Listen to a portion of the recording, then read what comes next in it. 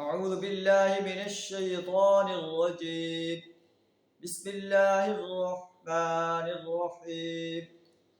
فإذا نفخ في الصور نفخة واحدة وحملت الأرض والجبال فدكتا دكة واحدة فيومئذ وقعت الواقعة وانشقت السماء فهي يومئذ واهية بل ملك على أرجائها ويحمل عرش ربك فوقهم يومئذ ثمانية. صدق اللہ العظیم۔ سورہ الحاقہ آیت نمبر 13 تا 17 آپ کے سامنے تلاوت کی۔ ان میں قیامت کا ایک منظر بیان فرمایا گیا ہے۔ آیات کا ترجمہ کچھ اس طرح ہے، اس دن کا تصور کرو، فَإِذَا نُفِخَتْ فِي الصُّورِ نَفْخَةٌ وَاحِدَةٌ، جب ایک دفعہ سور میں پھونک مار دی جائے گی، وَحُمِلَتِ الْأَرْضُ وَالْجِبَالُ فَدُكَّتَا دَكَّةً وَاحِدَةً، زمین اور پہاڑوں کو اٹھا کر ایک ہی چوٹ میں ریزہ ریزہ کر دیا جائے گا۔ کتنا ہولناک منظر ہوگا۔ فَيَوْمَئِذٍ وَقَعَتِ الْوَاقِعَةُ، اس روز وہ واقع ہونے والا واقعہ پیش آ جائے گا۔ وَانشَقَّتِ السَّمَاءُ، آسمان پھٹ جائے گا۔ فَهِيَ يَوْمَئِذٍ وَاهِيَةٌ، اس کی بندش ڈھیلی پڑ جائے گی۔ وَالْمَلَكُ عَلَىٰ أَرْجَائِهَا، فرشتے اس کے اطراف و جوانب میں ہوں گے۔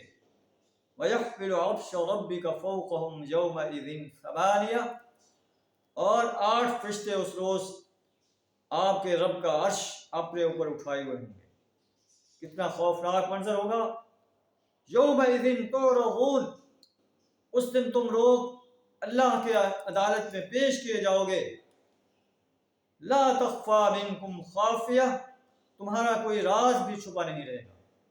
یہ قیامت کا اتنا ہولناک منظر ہے، انسان اس ہولناک کا منظر کا تصور کرے اور اپنے گریبان میں جھانکے کہ وہ قیامت کے لیے کیا جمع کر رہا ہے، کتنا وہ حسین اعمال جو ہے آگے بھیج رہا ہے اور کتنے بدترین اعمال بھیج رہا ہے۔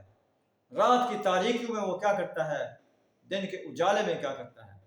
اسے جو اللہ نے فرض دیا ہے، جو مقصد حیات دیا ہے کہ کنتم خیر امت اخرجت للناس، تم ایک بہترین امت ہو، تمہیں دنیا کے انسانوں کے لیے میدان عمل میں لایا گیا ہے۔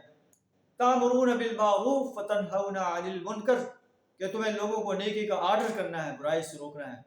انسان اپنے آپ کو دیکھے کہ وہ اپنے اس فرض کو ادا کرنے کے لیے کتنا کوشاں ہے اور دنیا میں کتنا غرق ہے۔ ایسا دنیا کہ صبح سے لے کر شام تک دنیا کمانے میں غرق رہتا ہے، حلال و حرام کی تمیز نہیں کرتا، اللہ کے احکامات کو پامال کرتا ہے، جھوٹ بولتا ہے، سود خوری کرتا ہے، رشوت لیتا ہے، کم تولتا ہے، کم ناپتا ہے، ملاوٹ کرتا ہے، اللہ کی زمین پر جو ہے بغاوت کرتا ہے، سرکشی اختیار کرتا ہے، اللہ کے مقابلے میں اوروں کی پرستش، اوروں کی بندگی اور غلامی اختیار کرتا ہے، باطل نظاموں کو سپورٹ کرتا ہے، باطل نظاموں کے علمبرداروں کا دست و بازو بنتا ہے، یا اللہ کے دین کو غالب کرنے کے لیے میدان عمل میں آتا ہے، اس کے لیے اپنا مال پیش کرتا ہے، اپنی جان پیش کرتا ہے، اپنی صلاحیت پیش کرتا ہے۔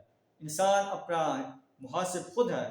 آئیے اس سے پہلے کہ ہمارا محاسبہ ہو، ہم اپنا محاسبہ کر لیں اور اپنے آپ کو اللہ کا تابع فرما بنانے کی جد و جہد کریں۔ وآخر دعوانا الحمد للہ رب العالمین۔